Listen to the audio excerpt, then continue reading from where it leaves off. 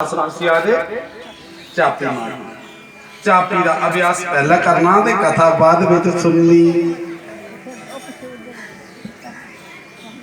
चापी मारी उसे सुखासन सुखासन पद्मासन चापियां दो अवस्था में फिर ध्यान मुद्रा में बोना और मन की एकाग्र करना अपना पूरा ध्यान भगवान की चरने में लाई लेना। ਉਹਦਾ एक जगह ध्यान लाई लेना जिंदा भगवान बाकी देखा ना तो भगवान के रूप बाकी देखने लगे हो और अपना ध्यान पूरा इतना ले जाओ और फिर भगवान की कथा सुनो। ये नहीं है कि कदे तुम इधर दिखा दो कदे उधर दिखा दो कदे उधर दिखा दो कदे उधर दिखा दो फिर ध्यान देखो मैं तुम्हें कथा सुना दा ना मैं कोई किताब नहीं रखी दी है भागवत जी ने इतने बैठे थे तुमने लेकिन भागवत मेरा अंदर विराजमान है क्योंकि मैं ध्यान में कथा सुना गल्लां तुंदे कन्नै कराना असां दा तुंदे कन्नै लेकिन ध्यान इत्थै कि भागवत के द्वितीय स्कंद में मुनि सुखदेव जी सुना करते हे राजा सर्वप्रथम इंसान भी ध्यान रखना क्योंकि ज्ञान की प्राप्ति ओला होंगी जो ध्यान होया जुदा ध्यान कथा रखी नहीं हुआ उसे ज्ञान नहीं मिलता इसलिए ध्यान रोटी बना रही हो माता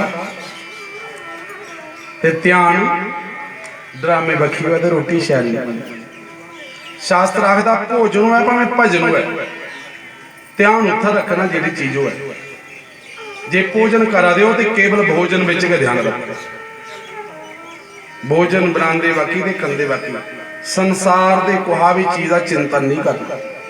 हाँ भगवत चिंतन करी सकते कि रोटी बनाते बनाते श्री राम जय राम जय जय राम श्री राम जय राम जय जय राम हरे कृष्णा कृष्ण कृष्ण हरे हरे राम राम तुस ध्यान भगवान का करिए भोजन बना के और जो लो तुस कड़छी फिर के ना तो भोजन नहीं बनना वो प्रसाद बनना अमृत बनना और यदि जितना ध्यान ड्रामे बखी है और तो रोटी बनाने बैठे तो तोड़ तोड़ करो बने इमी जान जी दिखा ड्रामे इसका मतलब तुम्हारा ध्यान ड्रामे बखी है भोजन में नहीं और शास्त्र में लिखे है ऐसा भोजन देखो भोजन की पद्धतियां भी बड़िया सुंदर साढ़े सनातन भोजन की जड़ियां पद्धतियां भी सनातन में बड़िया अच्छी भोजन का पहला गिलास गौ की दिता जाता है ना पहला गौ और लास्ट कुत्ते सारे जीव का भी कल्याण सारा सनातन बनता है। भोजन करने का ठीक अद्धे घंटे बाद आदमी भी जल पीना चाहिए और भोजन में ध्यान करना चाहिए।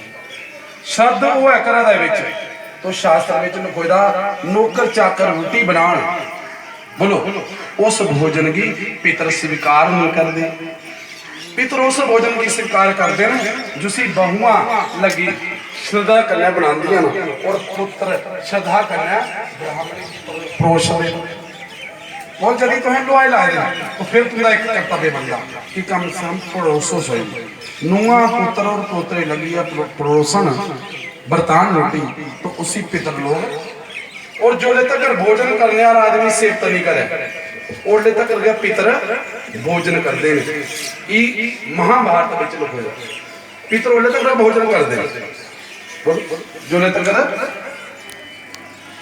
सेवता नहीं करता कोई ब्राह्मण जो ब्राह्मण आहा आनंद आई और यदि ऐसा भाव आई कि ब्राह्मण सेवत करे रोटी की तो पितर उस भोजन भी कर देंगे। शब्द का नियम है जी शब्द मीमांसा है लिखा शब्द किया करना चाहिए वो लिखा कि शब्द करवाना हुआ तो वो 1 3 5 या 7 ब्राह्मण ही भोजन करना चाहिए। ये नहीं है पूरा पिंड इकट्ठा करिए ताम की आख्या आए जी श्राद्ध किया श्रद्धा का अर्थ है 1 3 5 7 क्यों अधिक कर के तो तुंदे अहंकार पैदा होना अगे एक कथा नहीं वो तो दक्ष प्रजापति की कथा दक्ष प्रजापति की मुंडी बड़ोई यज्ञ के विधान वो बंद तो अन्न सदैव सात्विक खाओ। सात्विक अन्न कोला बंदा कि भोजन बनाने वाला कैसा जे नौकर लगेगा उन्हें कैसी भावना में बनाया। लेकिन पुत्र की रोटी खिलानी या पति की खिलानी तो श्रद्धा करना खिलानी। पहले समय में स्त्रियां जो रोटी बनाई घर बारह आंदा हा तो उनके पैर हथ धोइए फिर उन्हें एक बाल दी चौकी पर रोटी देनी और फिर उनके कोल पखी झोलनी। सनातन संस्कृति आई है। अजकल तो इे होंगे भाई ये पेरी को खाई लो भाई है।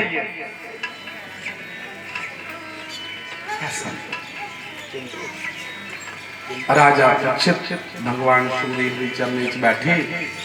सुखदेव जी ने राजा परीक्षित जी भागवत दे विच भगवान के 24 अवतार का वर्णन किया। जिंदे भगवान के ब्रह्मा के द्वारा 4 पुत्र मानस पुत्र सनक सनंदन सनातन संत कुमारो नारद भगवान के एक अवतार। ये नारद भगवान के अवतार ये गल भगवान ने गीता विच भी स्वीकार की। और भगवान का एक अवतार राजा पृथु के रूप में होया। कपिल अवतार, नरसिंह अवतार, वराह अवतार, कश्यप अवतार, राम अवतार, कृष्ण अवतार, ब्रहा अवतार, 24 भगवान के मुख्य अवतार हो। जो प्रसंग भी तो संगी अगे सुनो। भागवत के इसी प्रसंग में भगवान ब्रह्मा के पुत्र मरीचि के पुत्र कश्यप ऋषि की कथा सुनी। कश्यप ऋषि ने दक्ष प्रजापति की 13 कुड़ियों ने विवाह किया। उस दक्ष प्रजापति की एक पत्नी ही। एक समय की गल है कि कश्यप ऋषि भजन करा करते ही संध्या और जिस जब संध्या करा करते ही पूजा करते। ब्राह्मण का कर्म किया संध्या करना। जेड़ा ब्राह्मण नित्य संध्या करता है इस पृथ्वी की हीरे कना और जोहराते कना और रत्ने कना भरी है।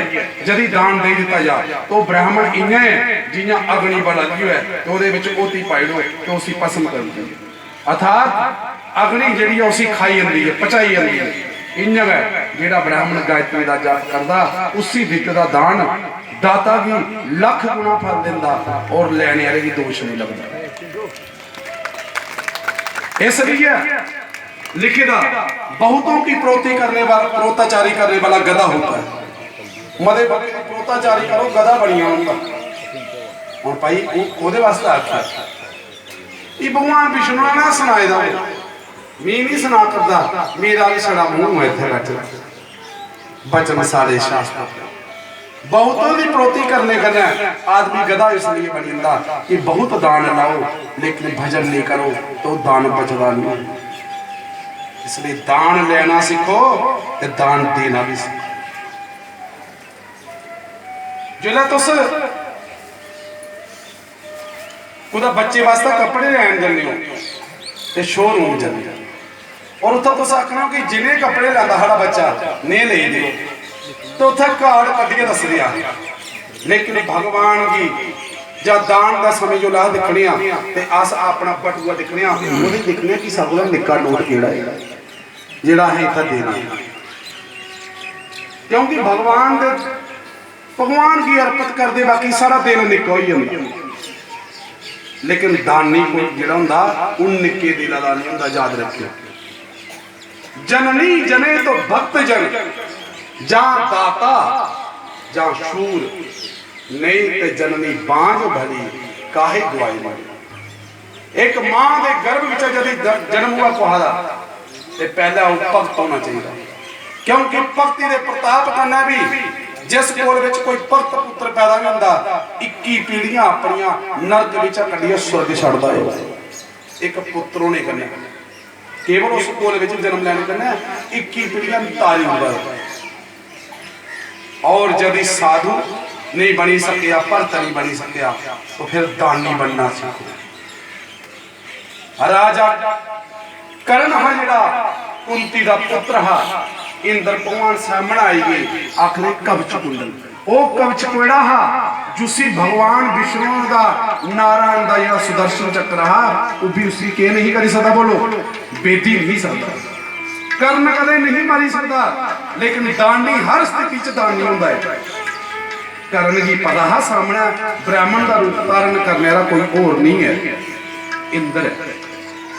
लेकिन जो आया वो कोला तो उन्हें अपने कब्ज भी तरोड़े और अपना कब्ज तरोड़िया चीरी है पूरा तो उसी दे दिया।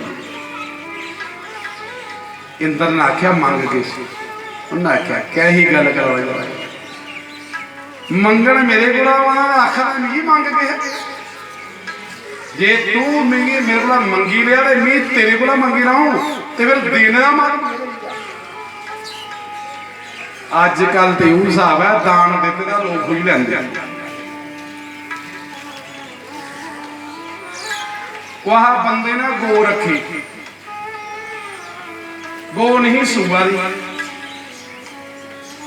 तो परेशान हुई है तो गो दिखने की बड़ी सोहनी, उन्हें जुटी लड़ाई, उन्हें पंडित और आख्या कोल पंडित और बैठे ने कोई आखिर पंडित जी साढ़ा गो है ते दान करने। पंडित जिहड़ा हुंदा लालची हुंदा, ब्राह्मण मतलब पंडित नहीं, ब्राह्मण लालची। सुनो, ब्राह्मण लालची, शेर आलसी, सप डरपोक, ये आचार संहिता आखदे। ब्राह्मण लालची हुंदा, सप डरपोक हुंदा, शेर आलसी हुंदा। जे ये तीन लोग अपने दोष की छड्डी हुंदी, ये मैं नहीं आखा था, ये शास्त्र आखा। जे तीन लोग अपने इस दोष की छड्डी हुंदी ते इनदे अगे कोई नहीं टिकी सकदा, ना शेरा दा कोई खड़ोई सकदा, ना ब्राह्मण दा कोई खड़ोई सकदा ते ना सप्पा दा। सप दा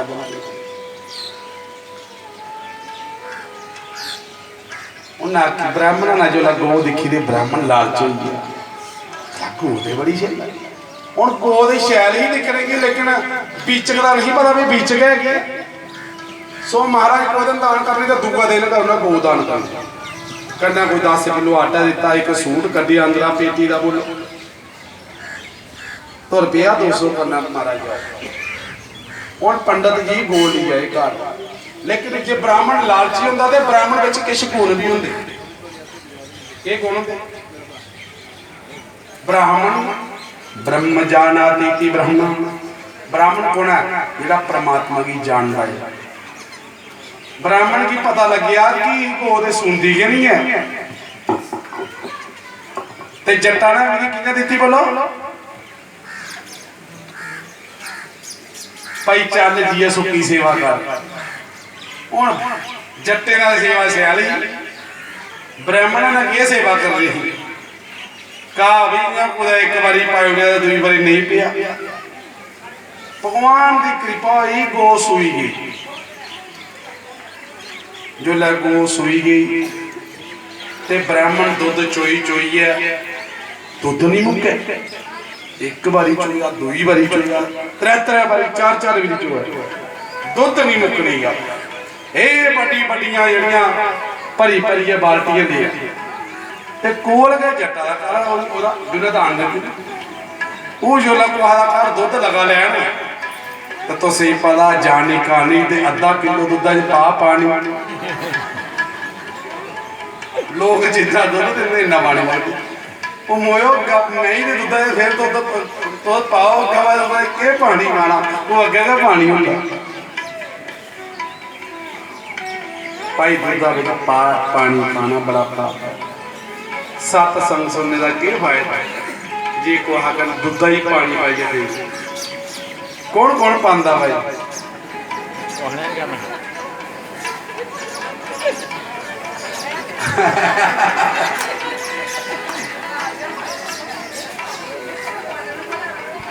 सारे पांदे ने, कोई नहीं पांदा।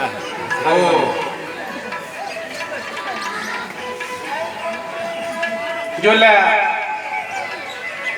दुध चोई चोई लिया ते क्यों होया भला जट्टा की होर फिर खराब ही। हूँ दान देखो दान कि'यां लै ओह्दी भी कोई विधि है। जियां तुसें पता होना कि जमीन दान करो तो उसी गैर आखदे। मंदिर की जमीन देखी भी है उसी क्या आखदे गैर लगे। गैर उर्दू का लफ्ज है। आदमी ये गैर है हमारा। हुण गैर शब्द का मतलब ये है, आदमी तू गैर आदमी है, मतलब वो सारा कोई लेना देना नहीं। गैर का मतलब जो दान दे दो तो सारा कोई लेना देना। दान ऐसा दियो सज्जे हथा ने दिता खब्बे की पता नहीं लगिया, बाबा ने दिता पुत्रा की पता नहीं लगिया। लेकिन गो दईए चुंब फड़ी लो तो नहीं दान देना तो व्यर्थ दान है। आख्या जा भाई जट्टा के कोठे पर नचो जी है। ब्राह्मण के कोठे पर, ब्राह्मण का कोठा जो बेचारे का कच्चा। मैं तो जट लोग नाराज नहीं हुए, इन्हें कहानी सुना दो। सेवक भी मेरे जट का बैठे थे, इतना भी है जट, ब्राह्मण का पिंड भी है, जट्टे का भी है। तो महाराज उन्होंने कोठे पर निके निके जात पंत का मकान जो कच्चा ही ना बेचारा था, वो दबड़ दबड़ कर लगी थी। तो चलो धब धब किया बेचारा पंत काला पेदा बाहर निकल। कौन जट आया, उन्हें कहा बल्ले बल्ले बल्ले ओ पंता कौन है? वाह वाह वाह पंता, वो आए तेरी गो दी भाई तू दुध पीए, दुध पी पी तेरी नजर फट गई, तू साढ़े का जाते आखा कौन है? अज अस कौन हो गए? उन्हें क्यों जातो उल्लो थले खोलो गोद चल कराई जाचे। दान ऐसा दियो, ऐसी देने की तसी के हुसैन, जो जो करूं चा करे तो नीचे। मेरे को सेवक बैठे ना सारे